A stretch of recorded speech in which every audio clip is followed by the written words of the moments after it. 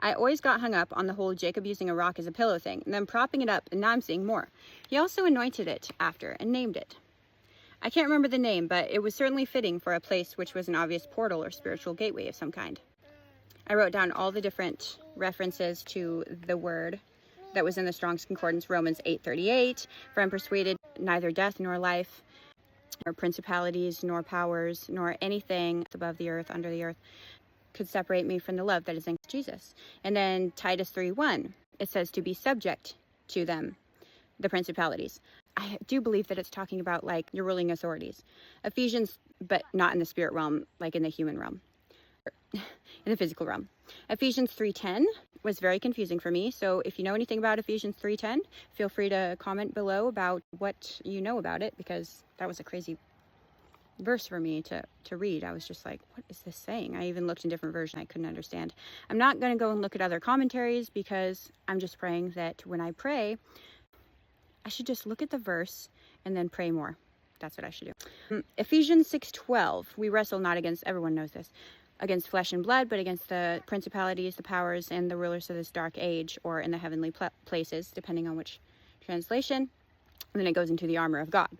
Ephesians 1:21, his throne is far above all the principalities. Jeremiah 13:18, the kings and queens sit down and humble yourselves, because your principalities won't last. That's the only Old Testament reference, by the way, to principalities. Colossians, there's 3 references, 1:16, 2:10, and 2:15. 1:16 talks about how all things are created by and for him, including the principalities and rulers. Colossians 2:15 talks about how the cross spoiled the principalities, that when he nailed himself to the cross, it like took him down, kind of a thing, or put him to shame or something.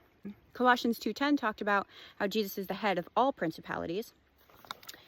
And that's about all I got with the study on that word in the Strong's. After my research on the biblical uses of the word principalities, I feel even more comfortable and confident in praying against them. Some people say not to, because it's second heaven warfare, but I don't know of the Bible talking like that. They say the backlash is very destructive, because these verses really emphasize Jesus Christ's authority as head over them all. He really did trample them by nailing himself on that cross. His blood is more than enough to battle and wrestle them still in our own churches and communities. That's what the Holy Spirit told me. So pray for me, whoever reads this. We are going into deep waters. We are going to war. I forgot I wrote that. And look, deep waters. Well, not that deep. Anyways, pretty sure there's fish, but good to know.